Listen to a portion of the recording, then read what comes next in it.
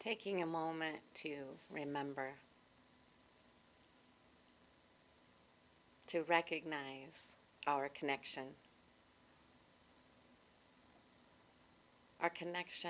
with spirit, with love.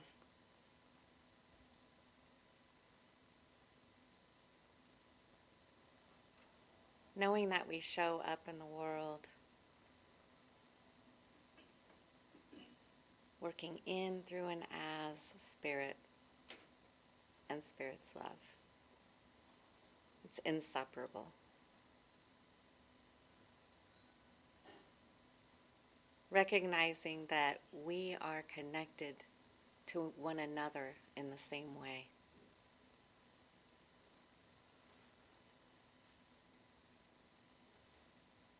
Our love is always flowing. We are always connected. And just recognizing that connection in this moment. I'm so thankful for our community of Mystic Heart. So thankful for our time together today and for Reverend Diana's wisdom.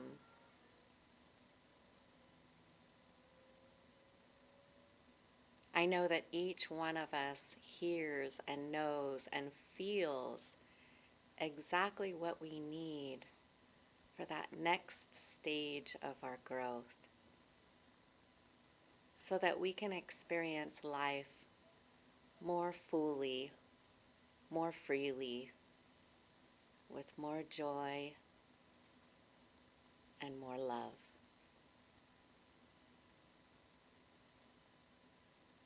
I know that a prayer spoken is a prayer answered, and so with complete confidence I simply release, knowing all is well, and together we say, and so it is. Amen. Good morning. Good morning. Good morning. So nice to have you here this morning. So welcome if you're new with us online this morning.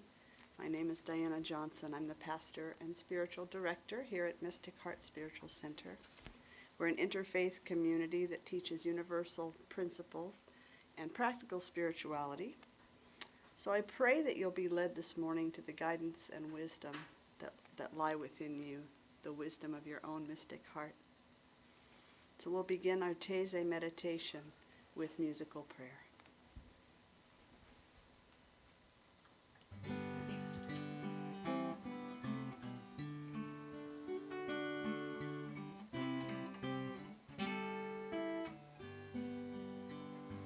Welcome home to your mystic heart.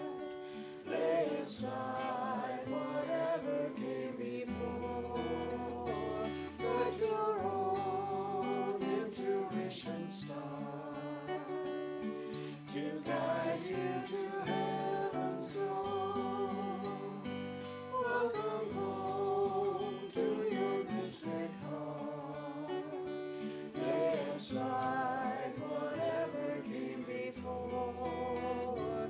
Let your own intuition start to guide you to heaven's throne. To guide you to heaven's throne. To guide you to heaven's throne.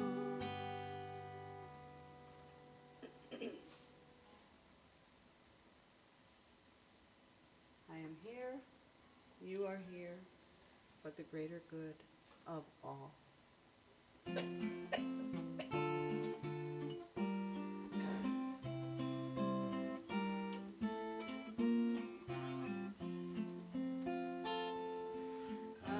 am here for the greater good of all, the greater good of all, the greater good of all.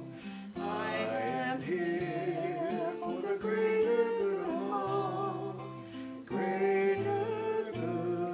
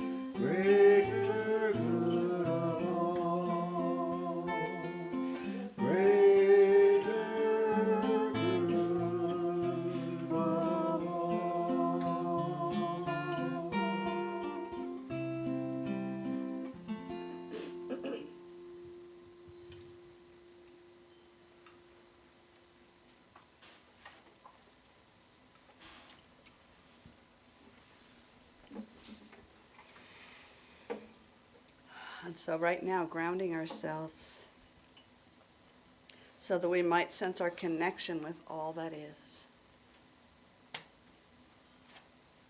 That all that we sing about, that is the greater good of all. Allowing the chair to take your weight, feet resting on the floor. Notice how you feel your breath flowing.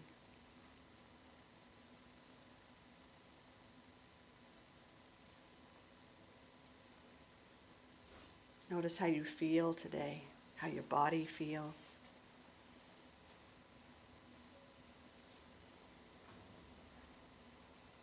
Noticing what's happening in your mind.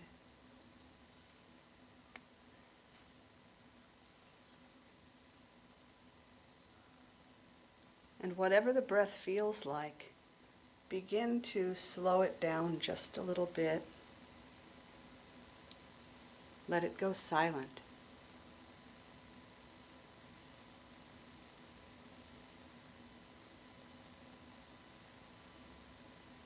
As you feel the belly rise, then pause at the top of that breath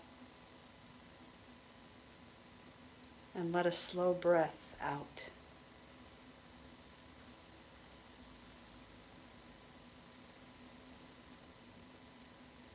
Let your whole body relax. And a wave of calm flow over you and through you.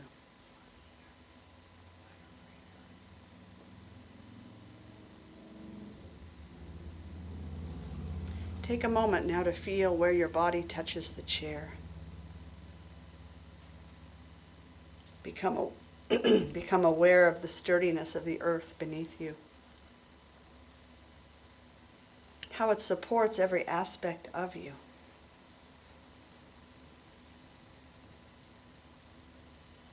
From this grounded awareness, imagine roots like the roots of a tree flowing from you deep down into the ground beneath you.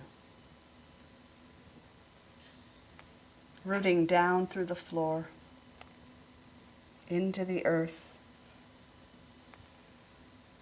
and then spreading out far and wide.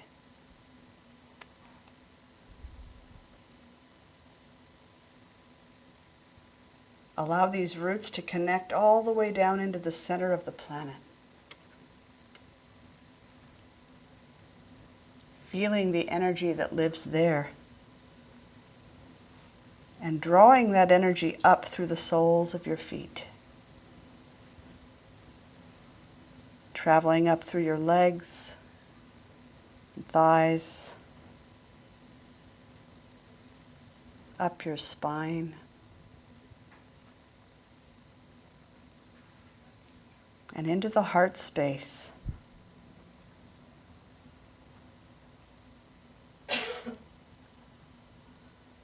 And then continuing up the upper spine and out through the head.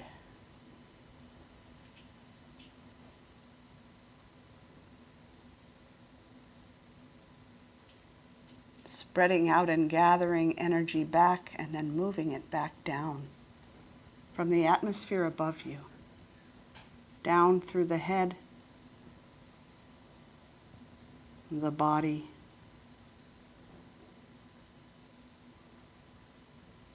all the way back into the earth. Allowing it to ground you. To connect you with the Sacred Mother.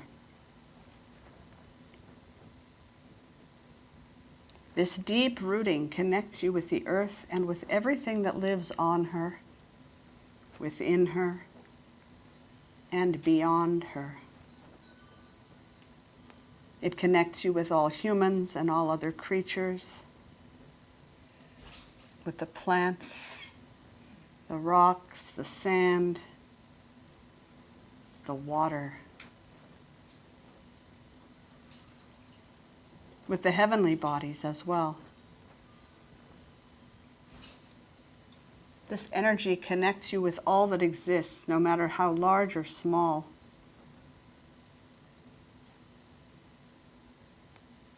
You are an intricate and irreplaceable part of the one life, dancing together with the all that is in this cosmic mystery. Sensing this intimate connection is the closest we may ever get to the direct experience of Source. As human expressions of divinity, we're given the powers of self-reflection and choice. In return for these precious gifts, we use them wisely, caring for our brothers and sisters, human and otherwise. Caring for the Sacred Mother as she gives of her nourishment, doing no harm, and aiding in the transformation happening in our world.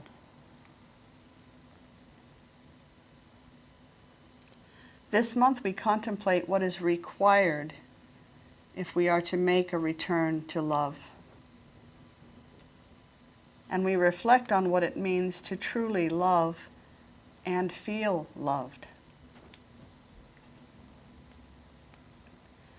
What is love? Some might define it as an emotion, as a sentiment,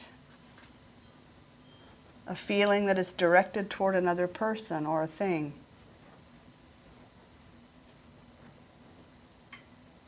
Others might define it as the strongest kind of preference, a powerful attraction, or a feeling of deep connection with and support of another being.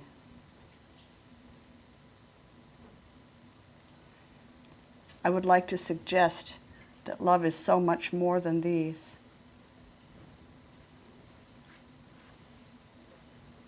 That it is the self-givingness of the Creator. The very act of Spirit's becoming all that is. The very act that gave and continues to give life to each one of us and to all that exists. If love in the absolute is the essence, substance, and process of creation itself, and if I am made and you are made in the image and likeness of that, then human love is simply an extension of God's love by means of me and you. There is nothing sentimental about love from this perspective. Love then becomes a verb, an action. And an action that we have to choose. Just as the volitional aspect of God chooses to experience life as each one of us and as every other form of existence. Father Richard Rohr speaks of the tradition of the heart, the mystical tradition that uses the heart of Christ as a point of devotion. He suggests that the correspondence between us as humans and God as all that is love. Love not merely as sentiment or feeling, but love as the generative power that overcomes death. Love as self-donation or self-givingness. Love as welcome of the other, whomever that other may be. Love as the gravitational force that binds all things together.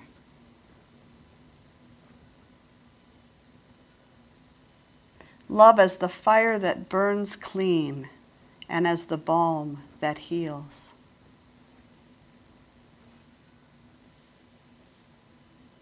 Love as the vision that sees the integrity of both part and whole. Love as source and end and the path between.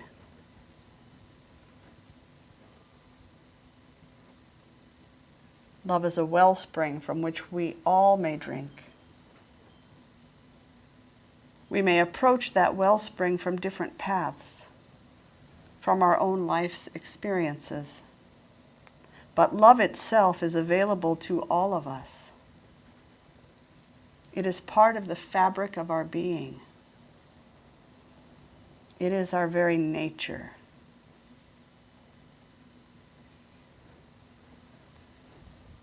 Author and activist Valerie Carr offers that, quote, "Love is a sweet labor, a fierce and bloody and imperfect life-giving choice that we make."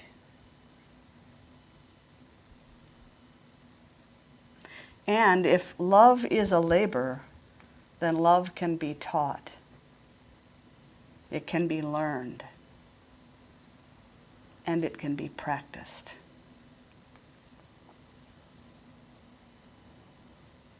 It has been said that we will be judged according to our ability to love.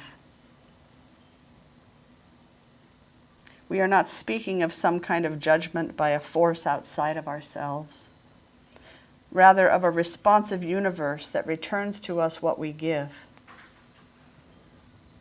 We're speaking of reaping and sowing. The Master Yeshua taught this principle clearly and succinctly in the parable of the sower. And much later in the book of Galatians, Paul wrote, "Do not be deceived. God cannot be mocked. A man reaps what he sows. He who sows to his flesh will reap corruption from the flesh, but he who sows to the Spirit will reap eternal life from the Spirit." In Buddhism, sowing and reaping become metaphors for actions and their consequences, specifically relating to the law of karma. Actions, whether positive or negative, are like planting seeds, and the results of those actions are the harvest. In shamanism, the concept of reaping and sowing manifests as the idea that actions, rituals, and choices have consequences, both positive and negative, that will eventually return to the individual or the community. And so, in many traditions, in many languages, we read of the spiritual principle of reaping and sowing. As we choose love as our way of being and make it our practice to cultivate love in ourselves, in our relationships, and in our interactions in the world, we are met with love in return. The Rabbi Jesus taught that as you give, it shall be given unto you. Good measure, pressed down, and shaken together and running over.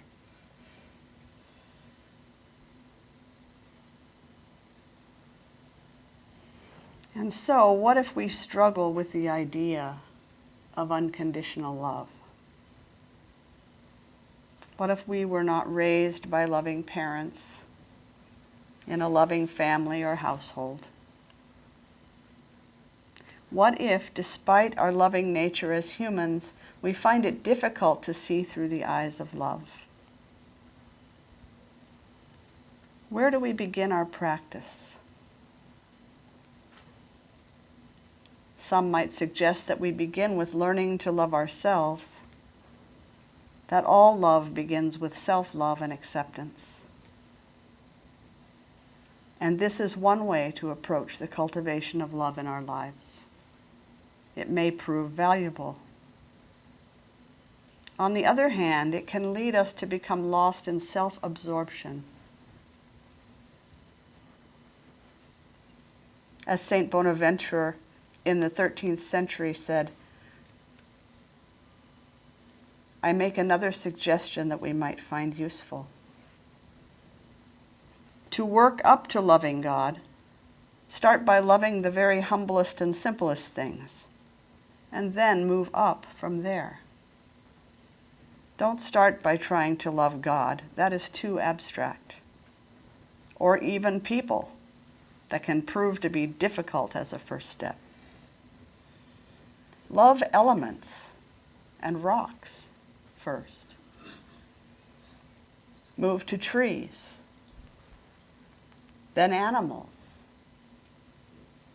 then humans. Now God is only a short leap away. I might take this one step further to see the elements, the rocks, the trees, and animals, as well as other human beings, as expressions of God in form. To practice seeing every person in all of their diversity and imperfection as an intentional and irreplaceable expression of the one source. And to look in the mirror and offer yourself the same grace.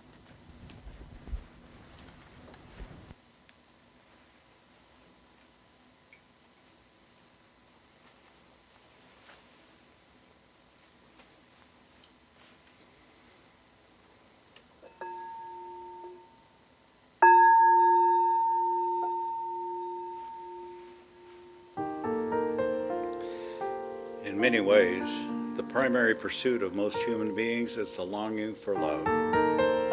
It is deep in our nature to want to care deeply for another and to desire to be loved ourselves. Love is a divine gift, and learning how to give our love purely and how to receive it from another is a lifetime of work, perhaps many lifetimes. When we contemplate the many great saints who have shown us unconditional love, we may feel overwhelmed. How can we live up to their example? Those saints were not born with a mastery of perfect love. It was only when Rabbi Yeshua learned unconditional love that he became the Christ. Likewise, learning to love, Siddhartha Gautama became the Buddha. The Hindu practice of Bhakti Yoga is the path of love.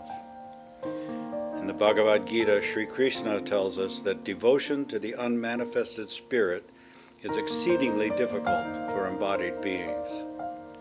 Our love just doesn't seem to land anywhere. As human beings, we yearn to feel that our love is being received. That's why we practice loving with one another.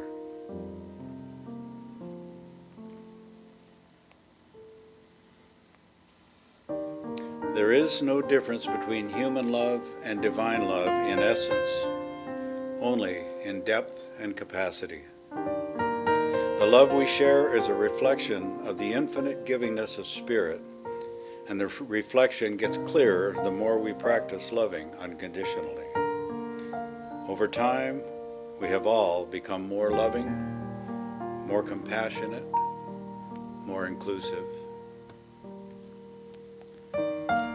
All expressions of love have their origin in God. However imperfect or unskilled my expression of love, it is still a divine gift. As we share these 3 minutes of silent contemplation this morning, I invite you to bring to mind someone or something that is easy for you to love. You just can't not love them. It may be a pet, a child, a grandchild, a flower, maybe a work of art. Let your love for them flow through you and out from you. Notice the divine qualities of that love. It is the Great Spirit flowing through you.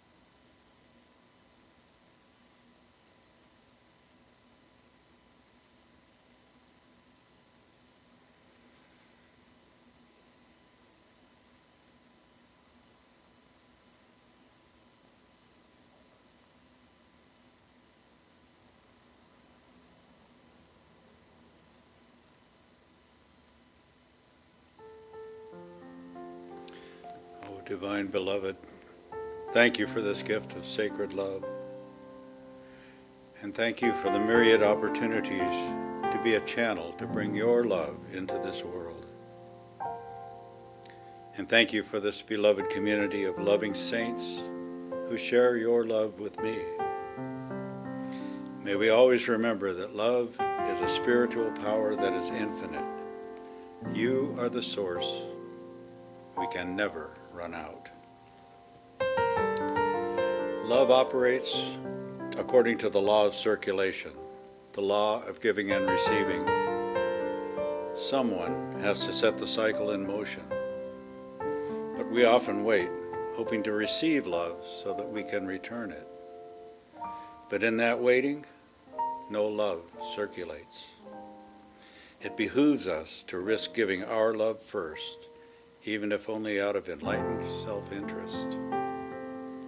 As Taizé continues, we give Reverend Diana our full attention, and we receive her love and wisdom with open hearts and minds. We allow ourselves to be transformed and expanded, enhancing our capacity for loving and feeling loved.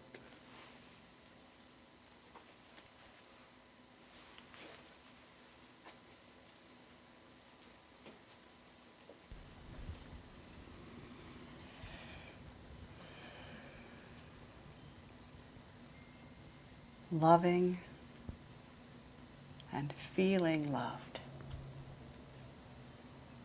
This has little to do with anyone outside of you. It is about redefining love as God's infinitely giving nature and accepting it as your nature. It's about accepting that there is a power and a presence forever giving of itself to you and through you and as you. You are most dearly loved. The most natural thing in the world is for you to serve as a conduit for that love, to allow it to move through you and out into the world. If it isn't feeling natural for you right now, have faith. Lean into my faith. Know that anything that is part of your very nature can be uncovered. All truth can be revealed, is being revealed. With time, attention, self-compassion, and grace, the love that you are is coming to light in the world. It is the way of evolution.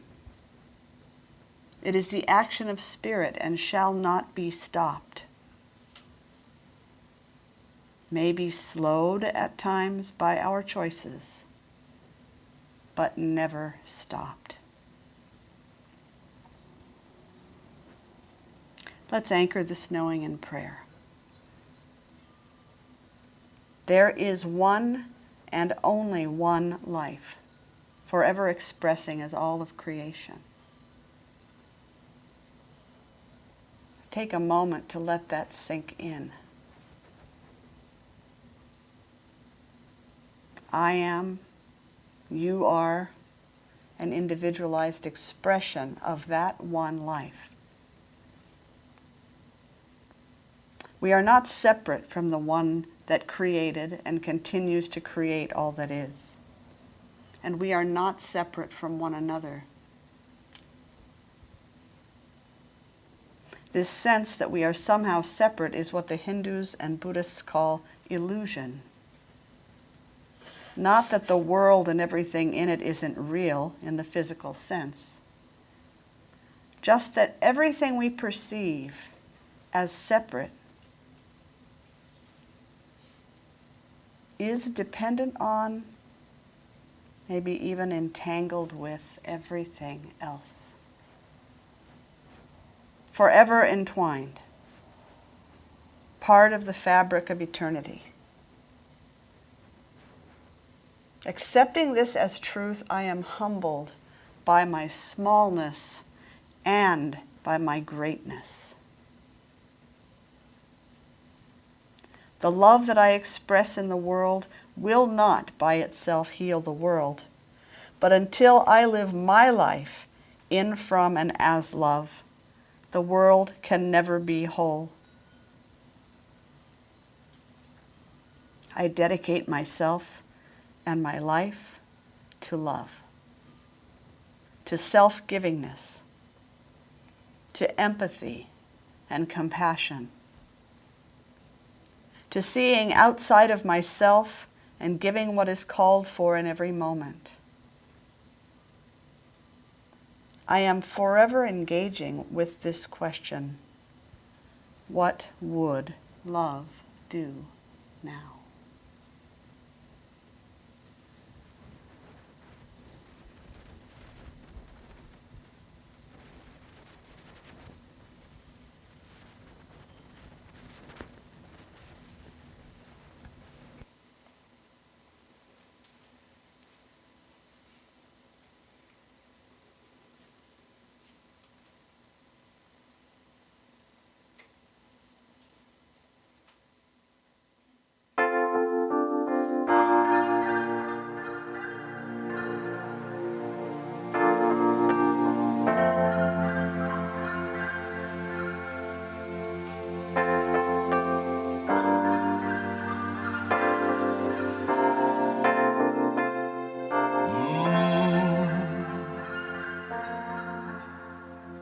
just before you say something you can't take away. Take a breath, then let it out. Try to think about what would love do now.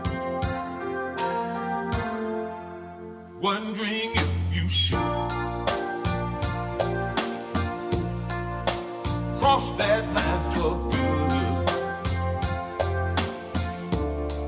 Whatever you decide, ask yourself from inside, what would love do now? Everything is either an act of love or a cry for love. That's why for love we try for love. In the end, that's all we know that's real. Whether right or wrong, doesn't matter, just as long as you let your heart decide. Ask yourself from inside, what would love do now? Everything is either an act of love or a cry for love. That's why for love in the end, that's all we know that's real. Whether right or wrong, doesn't matter, just as long as you let your heart decide. Ask yourself from inside, what would love do now? What would love do now? What would love do now? What would love do now?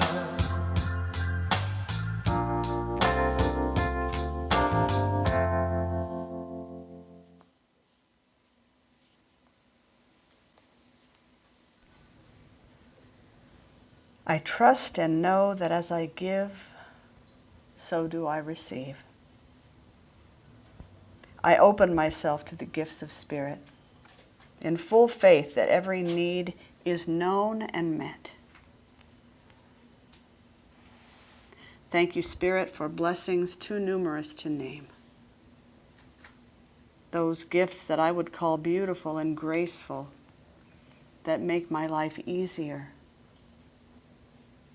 And those that challenge me to grow in character, resilience, and faith. I walk in reverence, in awe and deep gratitude for your powerful presence and wisdom in my life. Thankful for this time of communion in community, I rest in deep faith that a prayer spoken is a prayer answered. I release this prayer trusting that God knows my heart and responds in kind. I get out of the way, simply letting it be. And so it is. Amen. I invite you to bring your awareness back to your body.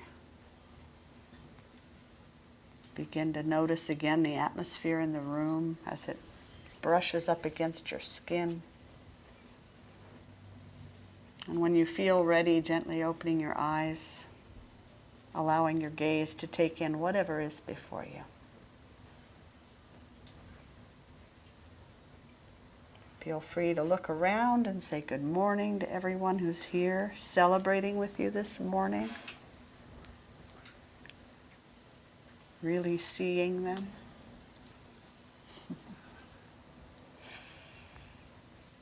This is at least one branch of your spiritual family, one of your support systems, people who care about you.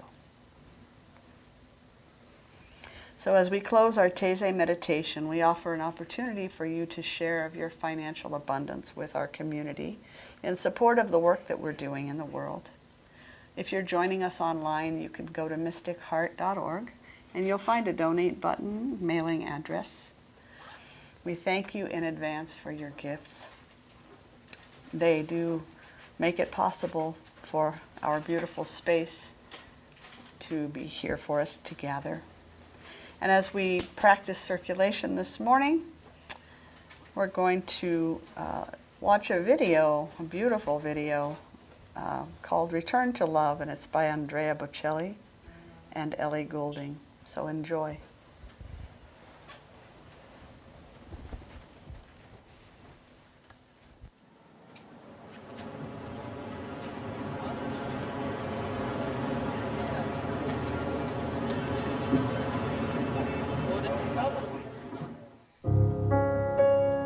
Said we asked 100 people to listen to this song, and this is what happened.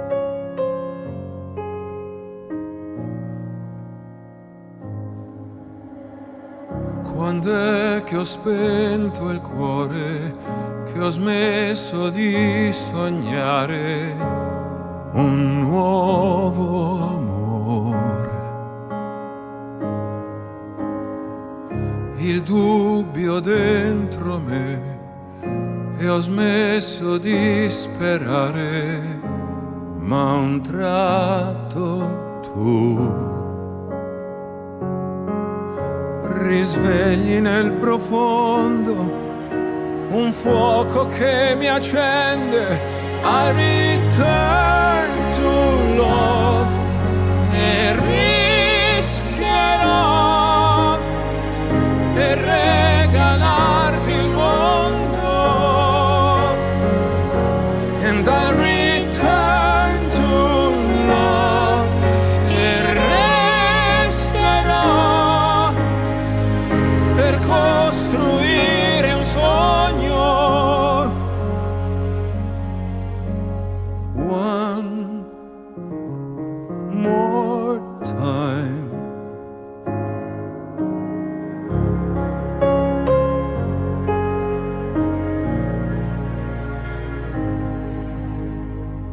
Who cares about the past? Who knows about tomorrow? L'amore adesso. And maybe this won't last. Maybe this moment's all we have. Let's find out. And though I'm still afraid, you're worth a leap of faith. I'll return to love. I'll risk it all to see the world that we make. I'll return to love and take the fall, as if my heart cannot break.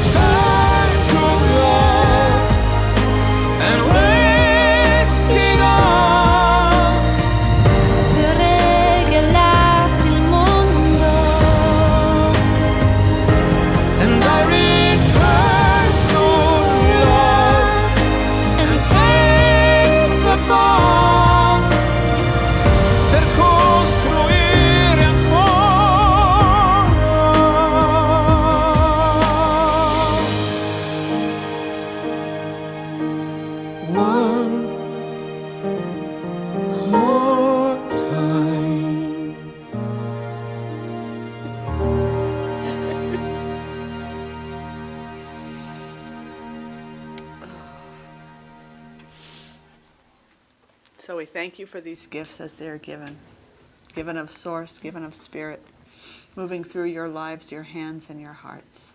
We receive them gratefully and pledge to use them well. And so it is. Amen. Okay, so we're going to send you on to either the rest of your day or a cup of coffee as you prepare to rejoin us for conversation this morning. I'd like to bless you on your way.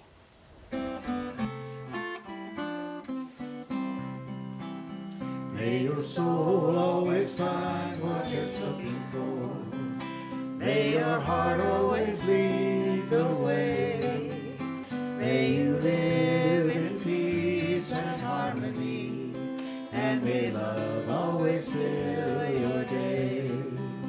May your path be strewn with happiness. May success find you everywhere. May you always embrace compassion and grace, and may God always answer your prayers. May you always embrace compassion and grace, and may God always answer your prayers. God bless you. Thank you for being here. There is a new bulletin out for the first of the month, by the way.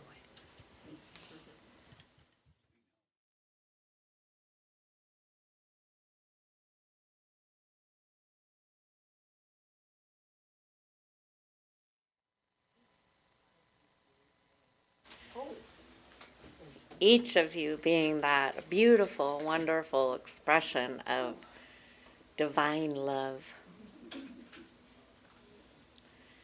And so I cherish each one of you.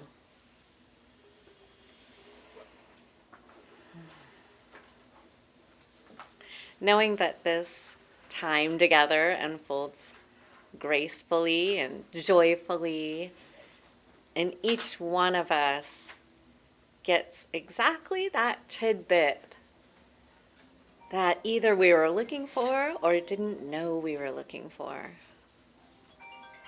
It's like the timer going off. It's the aha moment that we go, oh, I wake up, I'm aware, and we get to experience that. So I'm so thankful for that, increased awareness, that increased love, that growth and understanding and joy. So I simply release, knowing it's done. And together we say, so it is. Amen. Thank you for that. Beautiful opening. Just insights going off all over the place. It's great. Well, good morning and welcome. If you're new with us online today, my name is Diana Johnson. I'm the pastor and spiritual director for Mystic Heart Spiritual Center. We're an independent interfaith community, and we teach universal principles and practical spirituality.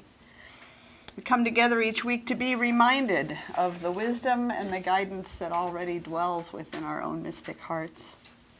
So this morning we're going to open up our second half, our conversation, with some upbeat musical prayer. And you're welcome to join in voice or in dance or in movement, in whatever way you feel called.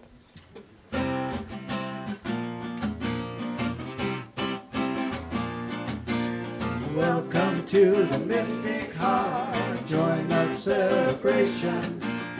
Lift your voice and sing your part. Make this affirmation. Spirit made us family with loving hearts to share. Together we are joyfully practicing the possible through prayer.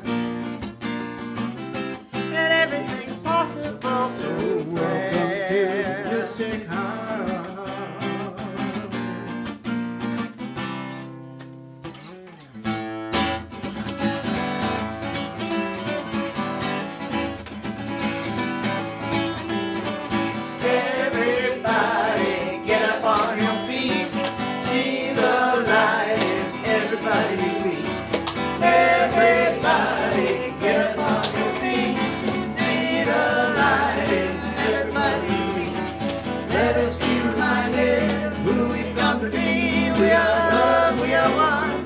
one big family. Hey, hey, hey, hey, hey, hey, hey, yeah, yeah. Let us make a joyful sound, here we stand on holy ground. Let us make a joyful sound, here we stand on holy ground. Let us make a joyful sound, say hey, hey, hey, hey, everybody, get up on your feet, see the light in everybody beat. Hey, hey, yeah, yeah, hey, hey, hey, yeah, yeah. All right, this month we're gonna use a Andy Anderson song called "It's All There Is." It's very simple. You'll catch on right away. You may already know it. I let love, I let it shine through me, for the whole world to see. It's all there is. I let love, I let it live in me, for the whole world to see. It's all there is. It's all there is. That's it. It's all there is. I let it joy, I let it shine through me, for the whole world to see. It's all there is. I let joy, I let it live in me, for the whole world to see. It's all there is. It's all there is. All right, a little bit of peace. I let peace, I let it shine through me, for the whole world to see. It's all there is. I let peace, I let it live in me, for the whole world to see. It's all there is. It's all there is. Give it a little bit of grace. I let grace, I let it shine through me, for the whole world to see. It's all there is. I let grace, I let it live in me, for the whole world to see. It's all there is. It's all there is. All right, a little bit of compassion. I let compassion, I let it shine through me, for the whole world to see. It's all there is. I let compassion, I let it live in me, for the whole world to see. It's all there is. It's all there is. Gonna wrap it up with a little bit of love. I let love, I let it shine through me, for the whole world to see. It's all there is. I let love, I let it live in me, for the whole world to see. It's all there is. It's all there is.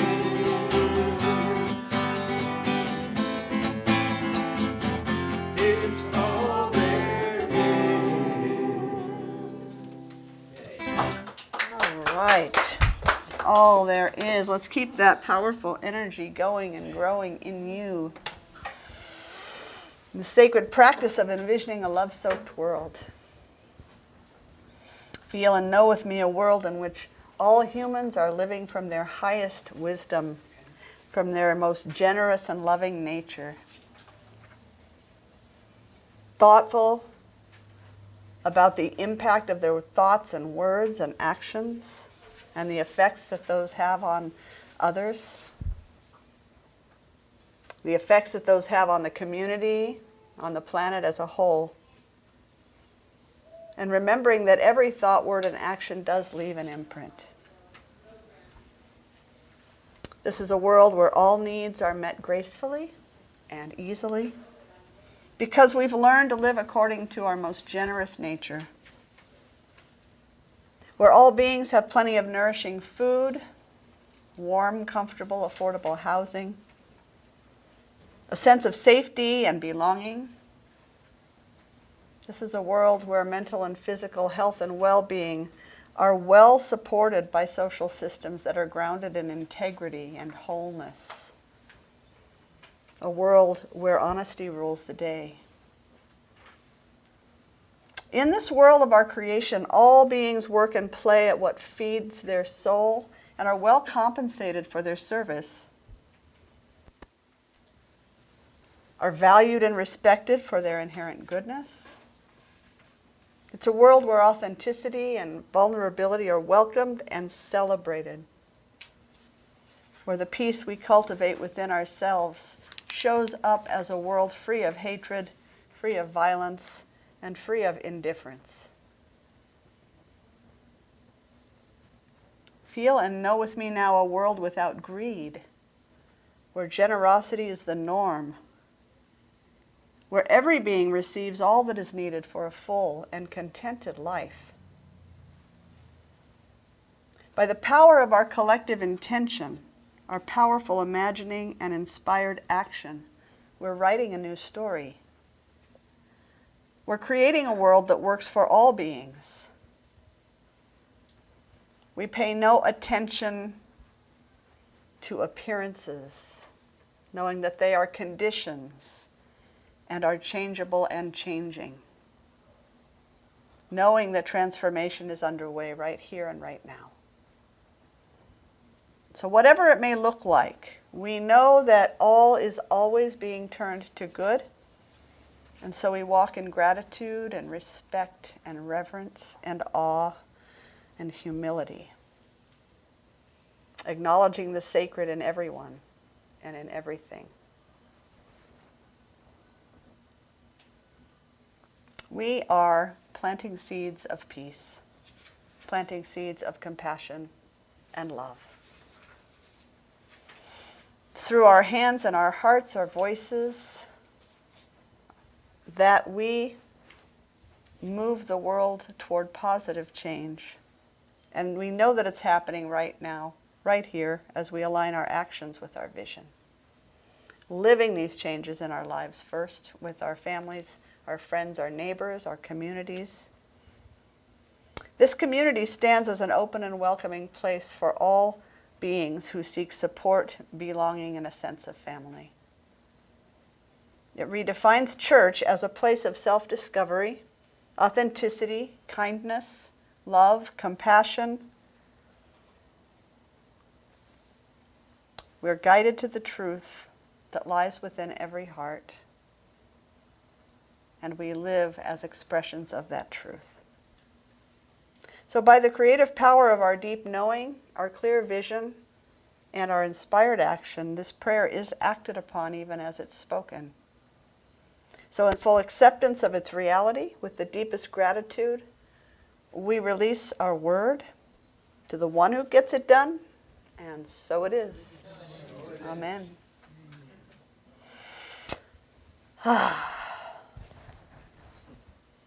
It feels so good to feel and know that world, to live in that world now. We can choose it. I do choose it. So, let's see. Take a peek around. Anybody sneak in that you're not aware of, you haven't said good morning to? I'm going to make my rounds for hugs after the service because I missed a bunch of hugs on the way in. So our theme this month is Return to Love. I borrowed the title from the book that we're doing in a book Wednesday book study right now. And the topic of conversation this morning is loving and feeling loved. It's a little different than loving and being loved, loving and feeling loved. If you're here at Taizé this morning, you'll remember what was said, that love is the self-givenness, we're defining love as the self-givingness of Creator, the very act of Spirit's becoming all that is. That's how the foundational sense of love that we talked about. We spoke about love as an absolute, that it is the essence, the substance, and the process of creation itself.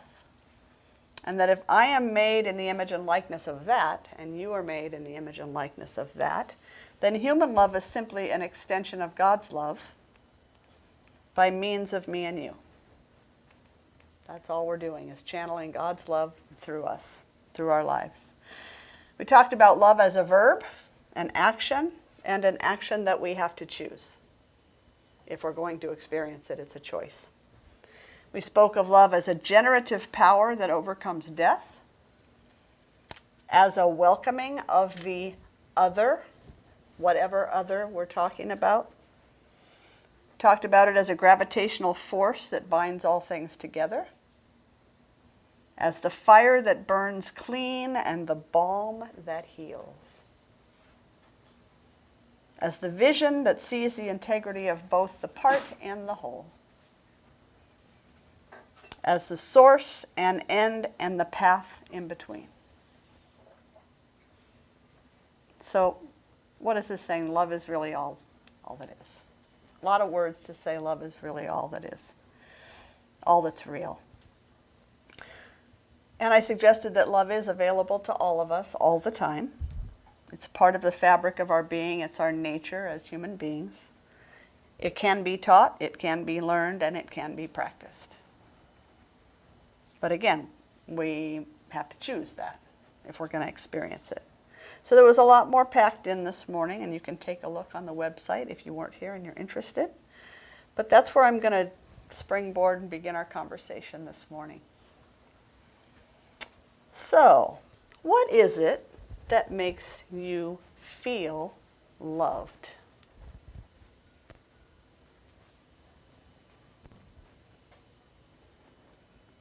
I feel it in God's Spirit. You feel it God's Spirit. in God's Spirit? Mm-hmm. Okay. Nice. Yes. I feel loved when my children call me or text me. Yeah. Okay. I feel loved when my children call or text me. I feel loved when I'm in conversations where there's a sense of deep connection, and particularly where I feel seen and understood for what matters to me. Beautiful. Or when you feel deeply seen and heard for what matters to you. Yeah. What else makes you feel loved? There's a connection that happens that it's difficult to put into words, but you feel it with another person or group or whatever. You know, for instance, I feel love right now, whenever I'm in this whole group here. And it's impossible to put into words, but that's when it happens. Right. For one time it happens. Okay. Mark? I let my experience with my cats show me love. I show them love, they give it right back to me. Sometimes, however they want to give it to me is, you know about cats, they're conditional, it seems like. But it's fun to go to each of the four of them and as they're waking up and introduce myself to them and right away I get something back as I give it to it. So it's becoming a very spontaneous sort of reciprocal energy thing that happens. Beautiful. So our pets Yeah. act in ways that make us feel loved at times.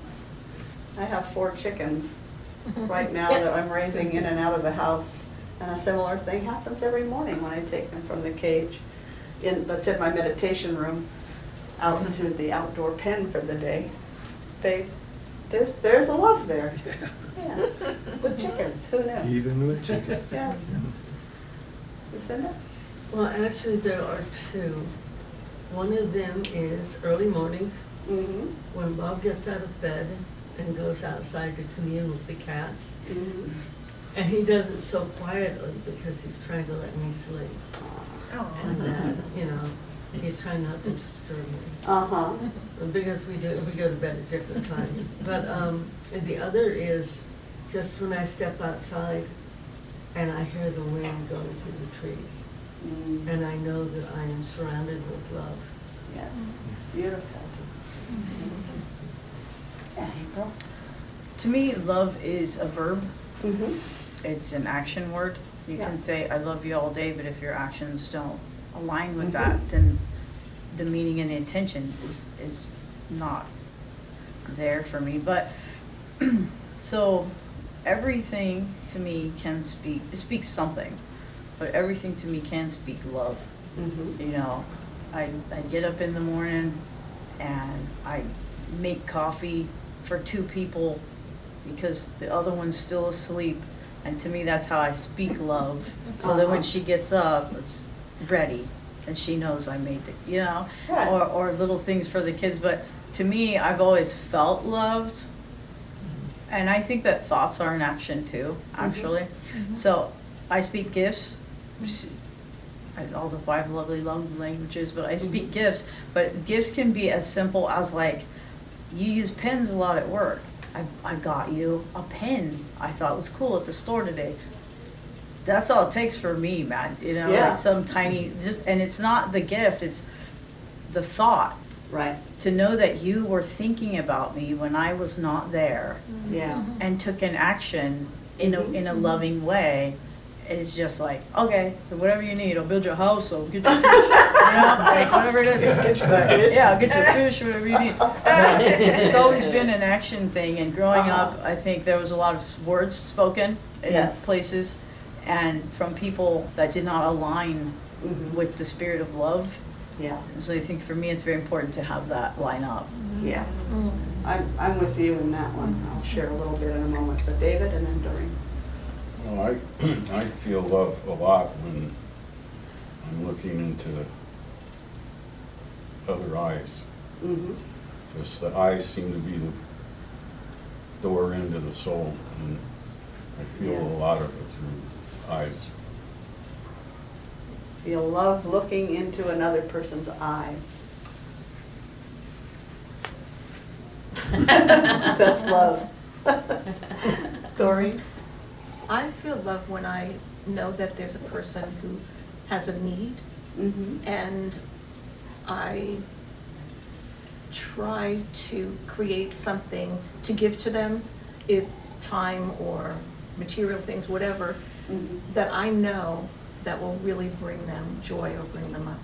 And that really makes me feel a lot of love in myself, you know. And a lot of time, most of the time, it's not people that I'm gonna receive anything back from. Right. You know. Just creating a gift Yeah. of time or something for the sake of giving. Yeah. Beautiful. I'm so glad to be able to say this because it wasn't always true in my life, but now I can say I feel loved when I pray. And I have actively cultivated prayers that put me in touch with that sense of being seen and held and loved. Not just to say words, but that there's this sense of I'm in communion. Yes. Yes. Beautiful. Thank you. I have a couple of examples that haven't been touched yet, and this is more on the human level. When someone offers to do something for me or help me with something that needs doing without my asking, without needing to ask for help, although there's nothing wrong with asking for help, and I do that. But when someone just steps up and does something that needs to be done, I feel very loved by that. And when someone takes the time to write a note or like plan a surprise of some little one or big one, doesn't matter. Because again, it's the thought, you know, they were thinking about me when I wasn't there and want to offer a surprise. So those are a couple examples from my life. So how, building on that, and some of you've already touched on some of this, how do you let others know, and again, April's already spoken to this, and can speak again if you want, but how do you let people know that you love them? So you've talked about how you feel love, now how do you let people know? By being in service to them. Okay. By finding sort of what you just addressed, finding some way that I can help them in some way in their life, whether or not they've asked for it or not, but I can see that, wow, like opening the door for somebody, something as little as that, or smiling at someone and saying good morning, or saying thank you to someone, or addressing the store clerk by the name on their tag, whatever, you know, those, even the little itty bitty things like that. Yeah. I think that's an expression of love that that people don't necessarily think of it as that, but I think it acts like that with them. Yeah. You know. Yeah, so acts of service in all sorts of ways are one way to show our love. I'll express from what Michael has said, by providing my presence and an openness in the space of another, or providing space for another, where I'm present for them without expectation, just to be themselves. I don't know how to say it really, but that's stumbling Creating an into it. open space and And an awareness and an intention Okay, to be open. yeah. Nice, thank you. Thanks. Sherry. Being generous and, yes, it's acts of service and, even financial time, but even the generosity of assuming good intention, maybe when it even seems otherwise, or Right. it's appearing Yeah. to me what has been said or something like that, and being generous, like not letting myself go there, Yeah. and always assuming that good intent, and really just grateful for them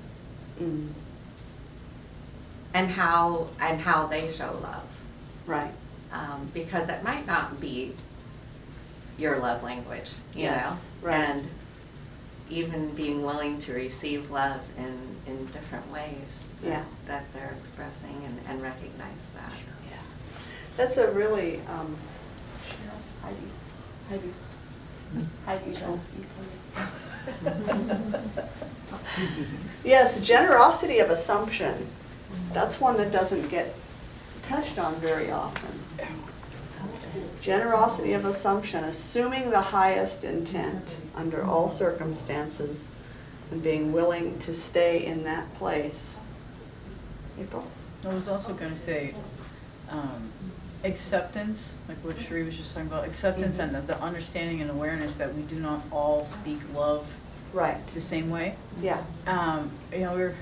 We heard this couple, they were talking, me and Miley talked about this a lot, but they were talking about, she was saying, I haven't felt loved in quite a while, I don't know why, but he's so busy, he won't spend time with me.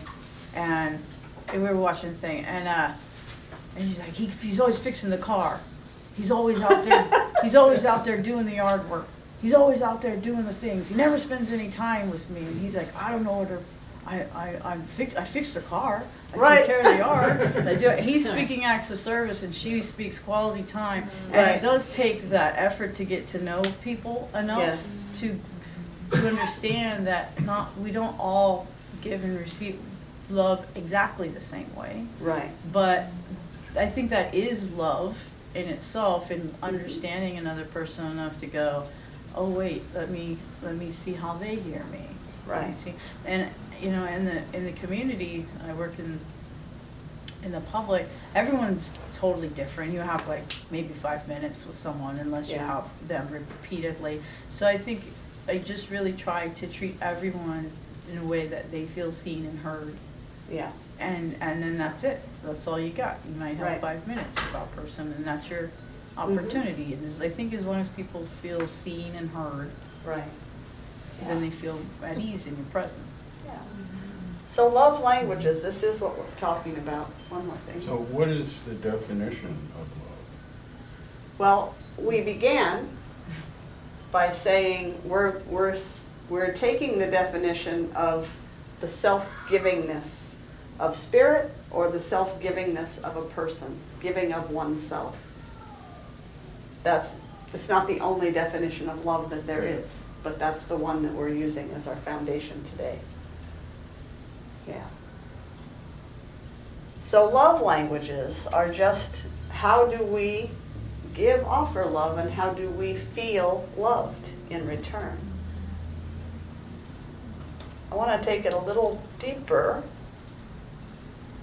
Do you think we might have a spiritual love language in addition to or building upon those that we practice in the world with others? Yeah? Want to speak to that at all yet or not yet? Well, I think that how I move physically in the world is a reflection of my spiritual love language.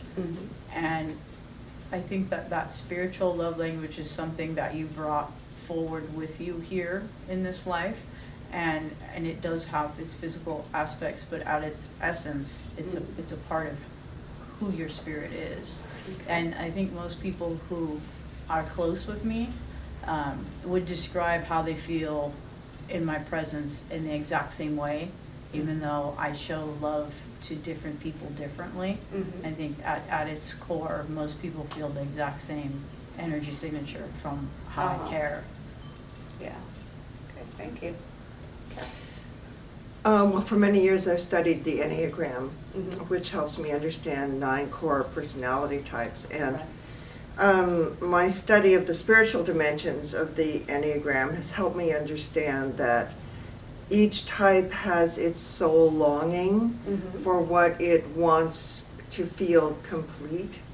And so to me there's a capacity, I try to develop the capacity to tune in to what different temperaments need at the spirit level that's different than what I need, so that I can respond and expand my capacity to see that even at the spiritual level, the soul might be looking for something different than I would be looking for, and so my contribution needs to align with what that person needs. I mean, a good example is people who are more introverted than I am need more solitude to connect with themselves and source. And so there's a time when more words from me don't help. Right. Thank you. Chris? I think there are sacred languages, sacred phrases that are used in different religions that invoke that spiritual love too. You know, the Hail Mary comes to mind. You know, people that pray that earnestly are really deeply loving the Mother of Christ. And the other was some of the Sanskrit chanting, that like Sri Ram is a bhakti yoga chant that is just expressing love for the Lord God, however you want to put that, for the all that is. So I think those, depending on your temperament, and if those languages have always been used in a positive way for you, I think that could really be an expression of devotion as well. Yeah, thank you. That was an interesting, pardon me. Miley and then Mark. Kind of bouncing off of what you were saying, I think I really like to hear people's stories, and in that sense I can more fully understand them and understand what their needs are, and I feel like it's kind of a sacred exchange of vulnerability and entrusting each other with like the depth of our stories, and really being listened to, and then that also allows us to develop that like understanding of what each other's needs are and where people are at, and what their personality type is and how they really communicate love. But yeah, I love to hear people's stories. Yes, thank you. Thank you, Kath, for mentioning about the enneagrams, and I don't know all that much about it, but your point about the soul needs certain things in different ways, and so each of these enneagrams, I guess, allows an opening and an understanding toward what's needed there. And this morning I felt, I'm not sure exactly what your question was. It was something about a spiritual, another way of expressing love. I was just noticing during the break as Michael and Cherie were talking in the hallway, and I was very interested, and I kind of wanted to jump right in there, but they were enjoying themselves so much that I thought, I like that. I'm just going to let that be, and I won't interrupt. And so, in a way, I was giving and receiving again at the same time of their love for each other, let's say, in a social way.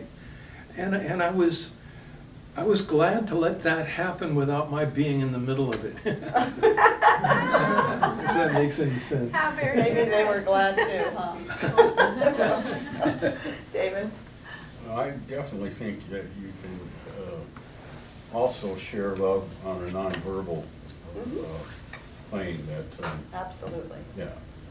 Yeah. I do, Michael and then Cherie and then me. I've had this happen more than once when I'm interacting with a person who, for whatever reason, irritates me.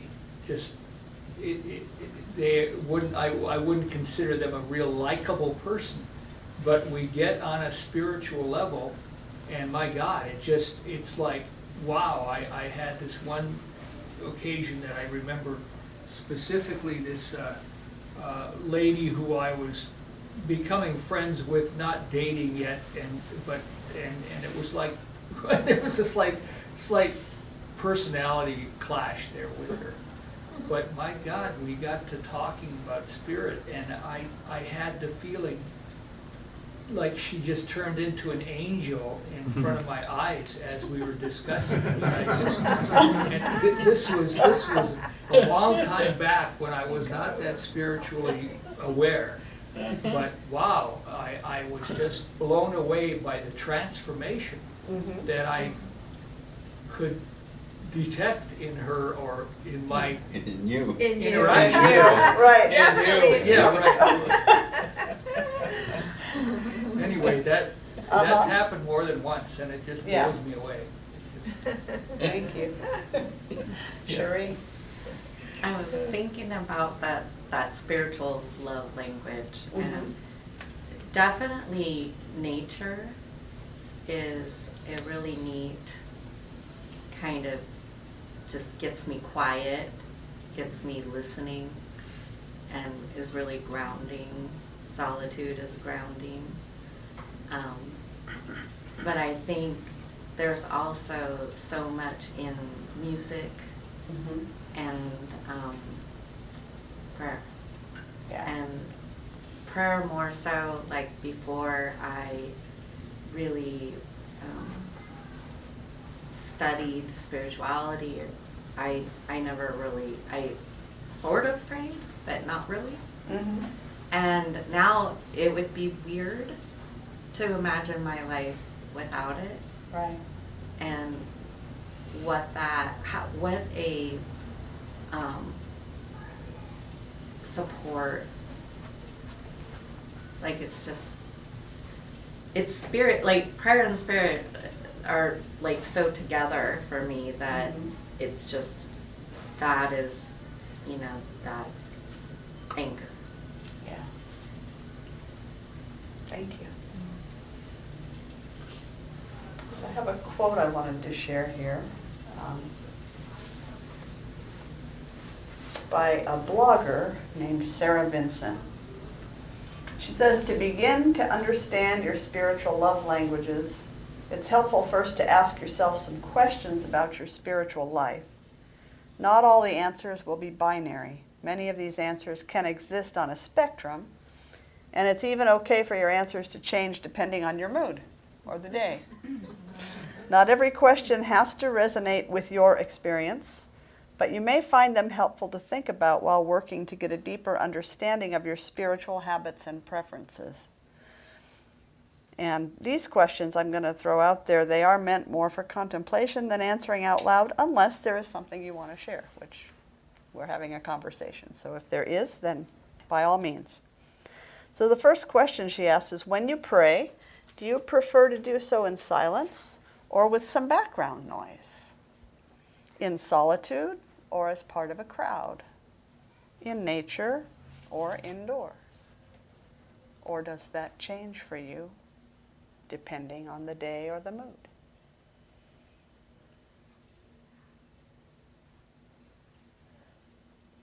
Any things that have to be shared? Okay, go ahead, Chris. I was just thinking, last week we attended the Lutheran church, and there was some call and response, where the pastor would say something and the congregation responds.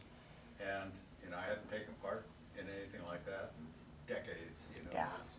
But there, at one point, there was a beauty in that tears welled up in my eyes, because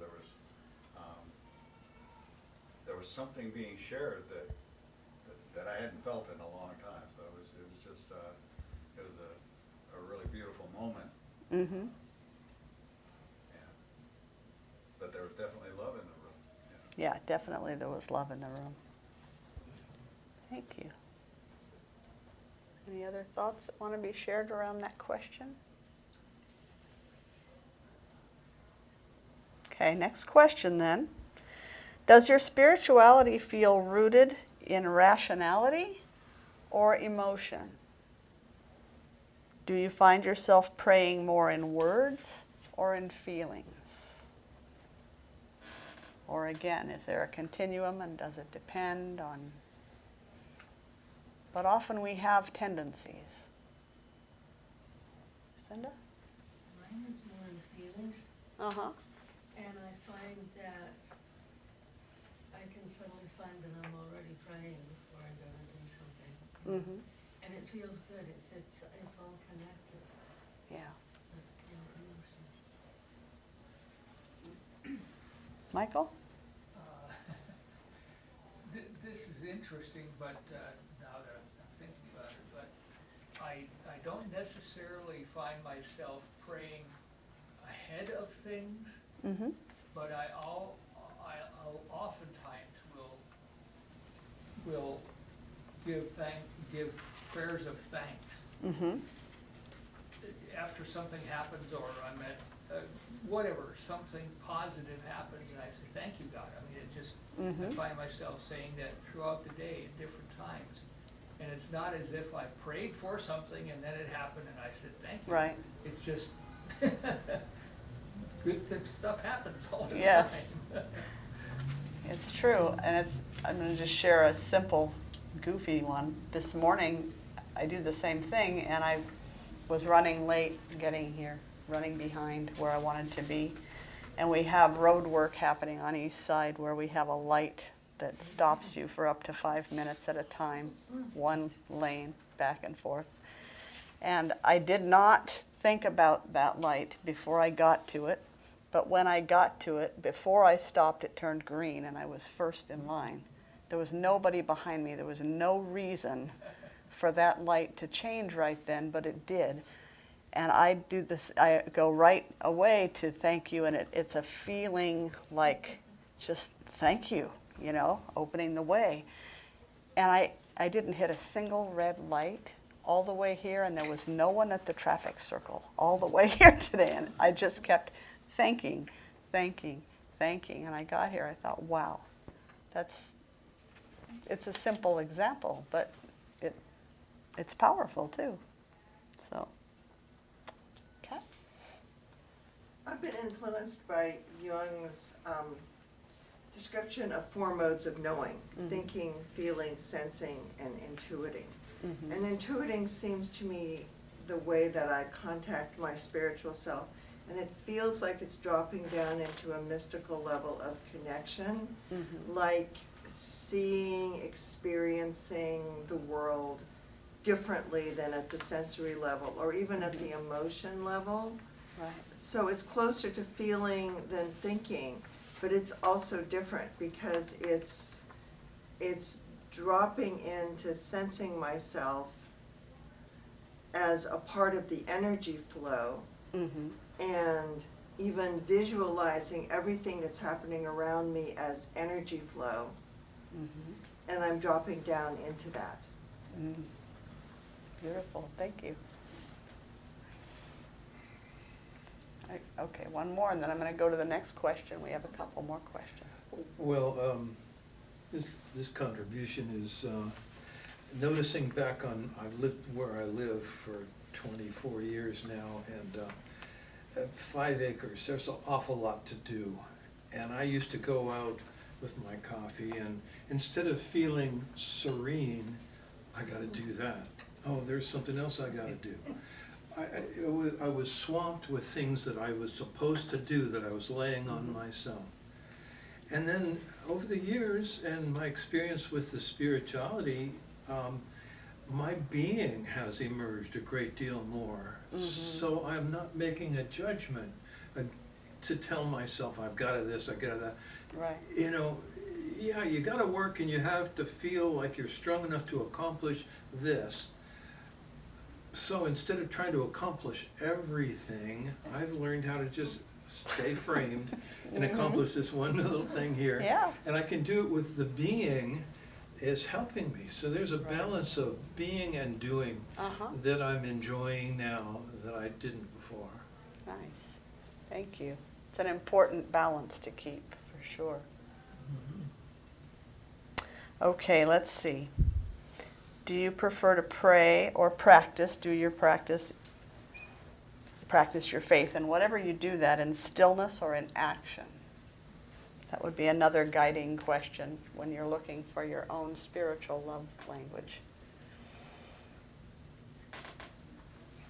And then piggybacking on, or just adding another half to that, do you find yourself more frequently bringing your desolations or your exaltations to prayer? Like the things that are going wrong in your life, the negative things, or the things that are going well in your life? Lucinda? I'm going to say both, but I also need to say that the downtimes aren't nearly what they used to be. Mm-hmm. It's more, like the more I advance in spirituality, the other stuff isn't there anymore. Mm-hmm. It's more like change can come now just by a realization. Not that God doesn't get us a 2x6 out every once in a while. More often I don't have those big monster problems that come out anymore. I wonder if that's actually a change in conditions in our lives, or if it's a change in our perceptions about our lives, or a combination of both. Yes, I will say it has a lot to do with the perception. Mm-hmm. I used to look at what I had to do and think, oh, but I only have this much energy. I used to think in terms of limitations. Mm-hmm. Now when I'm out in my nature, I'm so grateful, because the feeling back in my mind is, hey Mark, you've already got everything you need. Right. Come from that spot, and you'll get it done. Right. Pretty much that happens. Yep. And if you don't get it done, maybe it didn't need to get done. Yeah. I usually start most days, unless I'm journaling a dream, with journaling gratitudes. Mm-hmm. And I try to include in the gratitudes the possibility of learning from an opening to guidance in the difficult situations in my life, so that I'm transforming how I hold those from this is a problem to this is a spiritual opportunity for me, and can I frame it that way? Mm-hmm. Because I feel like that is in alignment with the source energy flowing through me with love and empowerment. Yeah, perception is so important, and we can choose how we guide our own perception with our intention. Well, I'm remembering that one story that I've heard where this guy's new in town, and he sits down to have a conversation with a current resident, and he goes, so what's this city like? And the resident goes, well, what was your last city like? Oh, it's corrupt officials and judges were letting everybody go, and everything was just bad. Mm-hmm. And the person sitting there goes, well, then that's what this city's like too. Right. It is perception, Yeah. but I think that the more you do your spiritual practices and the more you do your praying, the less you notice the other stuff. It's just not important anymore. Right. Not that you're trying to ignore current conditions outside. No. It's just not as big a thing as it would have been Yeah. at one time. Yeah. I heard a similar story with how are the people here? Are they friendly? Are they? And it's like, how are the people where you came from? Oh, they were nasty, nasty people. I think you'll find them to be nasty here as well. Yeah. April? That's the inner In transformation. the Yeah. interfaith and the acceptance and the love that we have in this space, you know, I think that also too, perceptions can be based on past experience. Oh, yeah. So it can be true that there was a hateful space that you moved from. Yes. And you now move into a more loving space, and that you do maybe have some fears or expectations, but that they can be changed so long as you're open to the experience of change. Yes. But to speak for myself personally in this space, I don't pray in the sense of what most people would consider prayer, and everyone has their own practice and their own way of seeing things. And me personally, I don't pray. I practice on this plane animism, which is a belief that all life is equal. The grass is equal to me. The insects are equal to me. That in carrying the same energy signature of life, we are on a level plane. And when I do what we call blessing, it is an asking, which gets away, but it is a request to be in agreement with me. I'm in a relationship, so I will not assume that you're just going to go along with me. I need to ask you. I need to work on our relationship. I ask for, my ancestors be watching me, or that this or that. We speak in request. And I do not believe in a one anything. I do not worship any deities. I do not believe in any god creatures. But I personally do think there is something out there we cannot explain. So when we speak to the great mystery, we're not speaking to a single thing, maybe a collective, maybe the guardian of this planet, but there are other planets and there are other creators, and it's much larger in my mind. And when I do speak, I speak with my own authority, because I believe that I carry that signature equal to everything on this plane, and I have the ability to use it. So it is okay in this space that we all are very different. Yes. And that we all have very different practices. And every morning I walk out, I put my hands on my bus, and I say, my ancestors walk with me, my guardian spirits go ahead of me and any organic material in this bus are one. And as one, we shall return in the same state we're leaving it. And off I go, never doubt in my mind that I will not die. And I'm going to come home in the exact same condition I left my home in, and I stand in my own authority that I have the ability to speak my own reality. And I think for some people the word prayer kind of gets a little mixed up, especially for those of us who may have come from spaces that were not so friendly. Right. And so every spiritual practice is equal. Every spiritual practice is equal, and we always have to remember that. So out of respect, I teach my kids, if you guys are doing a prayer, we are praying. Because I would like, if I'm doing a blessing, that you would stand in with me. And I think the most important thing for me in this space is that ability to be whatever you are, believe whatever you believe, practice however you practice, so long as it is what aligns with you, then that is your truth in the moment, which it can change. But how important it is to still make sure that other people know we're not always speaking about the exact same thing. Right. And on a similar maybe related note, we may be at times speaking about the exact same thing with completely different language. Because there are times that I hear people talk in their language, and in my heart, in my gut, in my soul, I sense and know that we're talking about the same thing.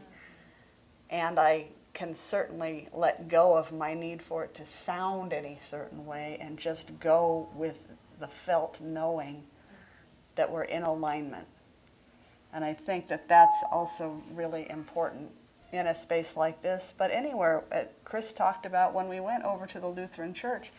He's right. I was a teenager last time I sat through a liturgy, and there was an incredibly good talk in the middle of that liturgical process. He brought it right into, common day, and he had this Bible passage, and then there was Star Wars, and there was a metaphor, and he's a good speaker, and I enjoyed it. But the liturgical parts, it took me choosing to be for that time in that space, in that process with those people, because I chose to walk through the door, and it was a process of honoring their practices and their, and I was able to do that without my mind nitpicking things or making any judgments about it, or just what it did bring up for me is, wow, how long has it been since I've been in a church that does this? I was a teenager last time. That was a couple weeks ago, to say the least. So, yeah, April? Just one last thing. Uh-huh. In that, I think that in that place of love, coming and aligning with your spiritual self, that's all that matters. Right. I don't care who you pray to. I don't care how you do it. If we're all in alignment with the same intention, right, then that love energy, which is one of the strongest electrical energies that the human body can emit outwardly. If it meets with yours and yours and yours, nothing else matters except how large that energy signature, when met with the same signature, grows. And if I'm sick, I don't care who you pray to, Jesus, God, Buddha, Great Spirit, whoever, ISIS, whoever, whatever it is, just pray. Just put some intention that I get well. Right. I've had some people say, is it okay if we pray to Jesus for you? Yes, ma'am, because I got witches doing spells, I got shamans shaking rattles, I got all you guys together means I'm gonna get well. Thank you very much. Right. Thank you. Yeah. It occurred to me a few years ago that I had dropped the kind of petitionary prayer that is so common, which is the prayer, please God find me worthy to help me. And that is absolutely unnecessary, because I am always worthy, and I am always known by source energy as worthy. And so my prayer now is to be in alignment with that flow of energy that is coming towards me, so that I can feel what are the most productive actions that I here in my physical being can take to live into that alignment. Right. But it's such a relief to drop the whole Old Testament approach to prayer, which is, make me worthy, I'm so sorry. Right. I mean, I have many things that I regret, but I see them as what I was able to do at the time. That's what I could see at the time. Yeah. And so I release that with self-compassion, and I know that I'm held with compassion, and I just want to move into the now. So that sense of alignment is completely different from an Old Testament-based petitionary prayer. Yes, it is absolutely different. One of the most challenging, if I would have let it be challenging last week, and I didn't, because I've done a lot of study on the creeds through different lenses. But the reciting of the Nicene Creed, it was like, wow, people still do this, and it has meaning for them, and God bless them. But it was an interesting thing to do, to practice with people, knowing that this isn't my aligned space, but it also does not hurt in any way, shape, or form for me to honor those people and their practices, and they're one of the most open and loving groups of people that I've met. So yeah, it's interesting because afterwards last week we spoke with some folks, and they're just baffled by how we do this interfaith thing. They don't understand how we can possibly all get together for conversations, each being from our own perspective. And I try to bring them just what you said, April, is love. You know, we're all grounded in love. Love is what Christianity and Jesus taught. It's what all of the faith traditions focus on at some level. So we just pull the commonality from wherever we're all standing, and we hang out in the commonality and in the love. So it's really cool to be able to start exposing people to an idea that there could be such a thing as an interfaith group of people that can come together and have conversations. Michael? I think we could sum up this whole conversation with the words, "Welcome to your mystic heart." Right. Points you right back inward. Yep. Yeah. All right, I'm thinking that it's time to wrap us up. Is there anything else that needs to be spoken right now? I want to say this because that's so interesting what you bring up about being present in a community which has a very different, I would say, traditional liturgy. I would say this community has liturgy because It does. It does. It's just a different It's liturgy. a different liturgy. So I think the language that comes to me is they're living by a different sense of God's law. Right. And that's meaningful language to people who are traditional, whether it's Christian, Jewish, Muslim, whatever. Mm-hmm. So that God's law, if it's believed to be one must worship in this way to be in right relationship with God, then that's the law. But if your sense is the God's law that we're following is you're opening your heart to feel God's love and God's guidance, it's still a sense of holy law. Yes. It's just a way wider. Right. So Yeah. that might be language that could bridge. Yeah, yeah. Yes, Dawn. I just remembered when the Pope died, Mhm. and they were talking about him on the news, and they said he was a person that said, "Who am I to judge?" Right. And it was so touching, like, Yeah. you know, he wasn't hanging on the laws or Right. the commandments or anything like that. He was Yeah. like, "Who am I to judge?" Now, he's supposed to be, they consider the Pope the representation of God on Right. earth. Yeah. And he was like, "Who am I to judge?" Right. Yeah. I think that has opened a lot of people's eyes, Yeah. just that That's true. knowledge about it. Right. And so who are each of us to judge Mhm. anyone else?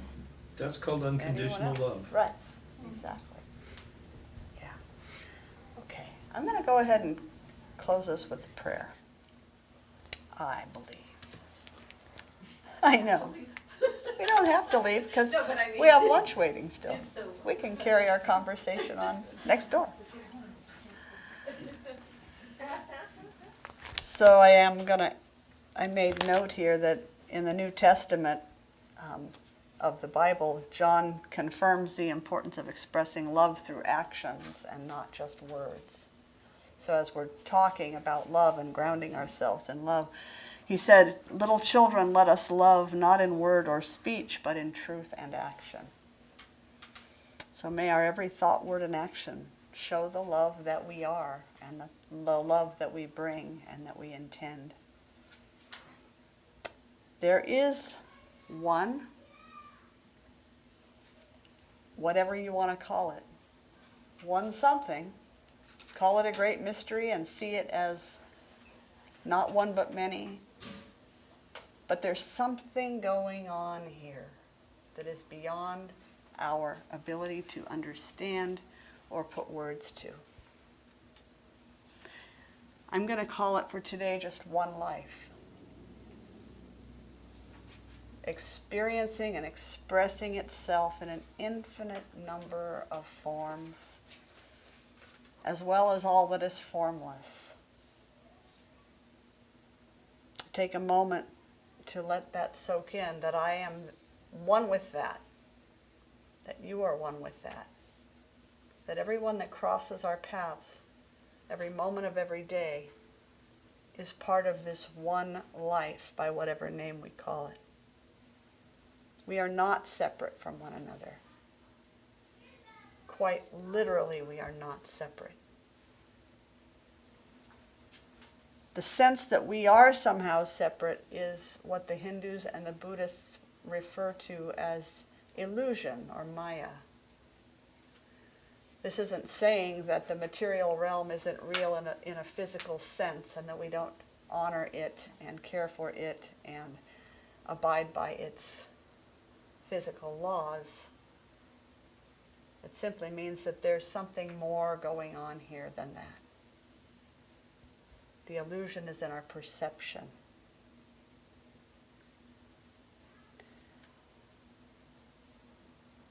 So just as we perceive ourselves maybe as separate, as independent, we are not independent. We are dependent on, maybe even entangled with, everyone and everything that is a part of creation.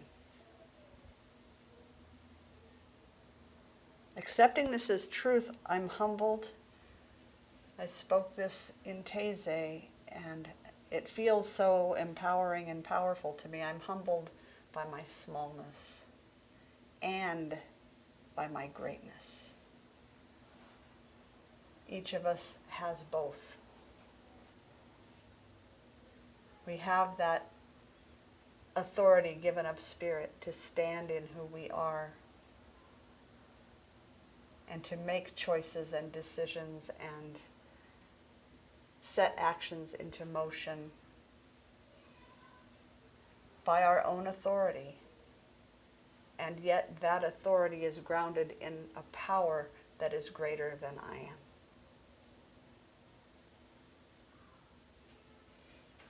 And so this week, as we go out into the world, we take each day, each moment as an opportunity to return to love, to come back to that grounded place of living, loving, thinking, speaking, acting from a sense of self-givingness and service, caring. I know that as we do this, that we cannot help but have that love come back to us. This is spiritual law. This is how the universe works. The energy we put out not only cycles around and comes back, but is already present within us for putting it out. So it's an instantaneous thing. We give love, we feel love, we receive love, all at the same time. So as we go out this week, sending forth that love, making those highest assumptions about others, withholding any judgments that we might otherwise have, we know that the universe is responsive and it takes these intentions and these actions and expands them and grows them and returns them. So I say thank you. Thank you for this knowing. Thank you for this day, for this community, for this opportunity to have conversations like these. I know that they are rare at this time, and my prayer is that they become less rare. And so we each carry this openness that we have here out into our lives and out into the greater community. And as we do that, greater openness is being created in the world. And so I say thank you for each one here. Thank you for all of the many blessings that shower us every day. And I release this prayer, trusting that it's done its good work, letting it be, and together we say, and so it is. Amen. Well. Going to invite you to join in the celebration of the work that we're doing here by sharing of your financial good to support the work that we're doing here. If you're at home, you can go to our website at mysticheart.org, and you'll find a donate button or mailing address. And tying in with our theme, as we're practicing circulation today, I offer a song by Jack Johnson, John Cruz, and Friends, A Little Bit of Love.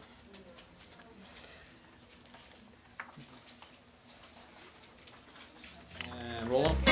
And Mono Molly, little bit of love. Scene 2, handheld, take 3. 1.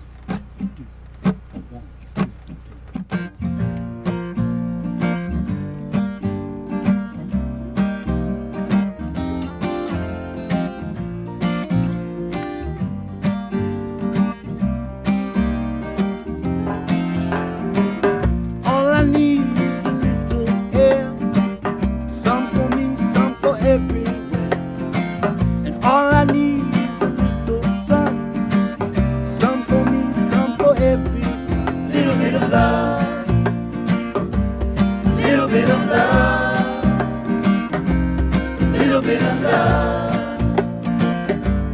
little bit of love. And all I need is some water to drink, a quiet place where I can sit and think. And if I find me a pot of gold, I'll never forget about the rainbow. Little bit of love, little bit of love, little bit of love, little bit of love. Really what I'm trying to say is I need you and you and you and you. Every little bit of love you give me too. All I need is a happy home, someplace I wouldn't have to be alone. And it'd be nice to have some candlelight to light the fire in your heart at night. Little bit of love, that's all that I need. Little bit of love, and no need be greedy. Little bit of love, sign love, peace, treaty. Little bit of love, that's all that we needed.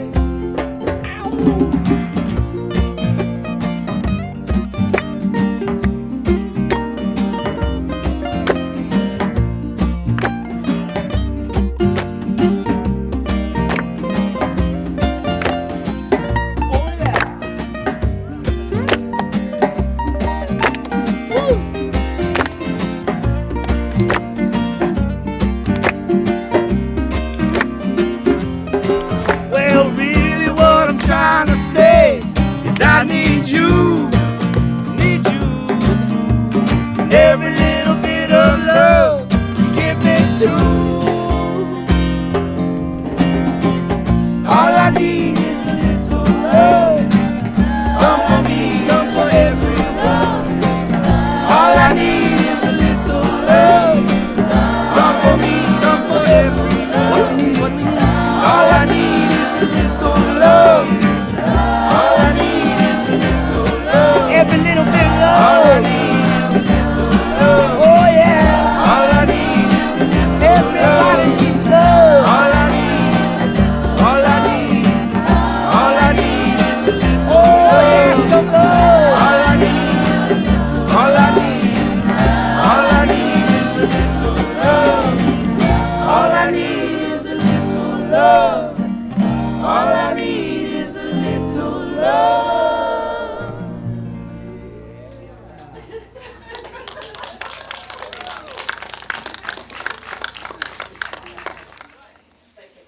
So beautiful.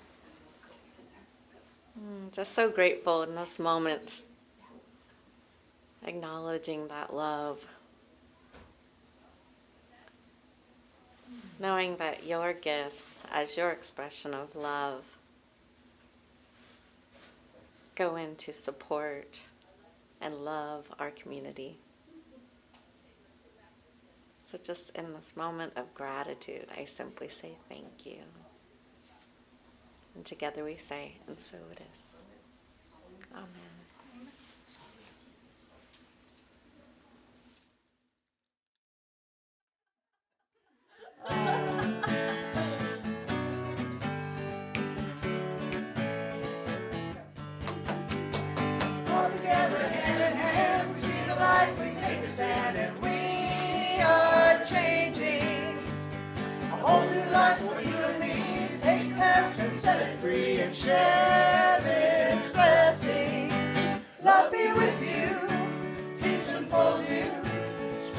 with you. Breathe it in. Truth come through you. Make good flow to you. Let joy renew you until we meet again. Love be with you. Ooh, love be with you. Ooh, love be with you. Ooh, love be with you. Ooh, love be with you. Ooh, love be with you until we meet again. Love be with you. Love be with you. Now breathe it in. Love be with you. Love be with you. Until we meet again. Love be with you. Love be with you. Now breathe it in. Love be with you. We love you. Thank you for being here this morning. Join us for lunch if you'd like. Anton and Laura.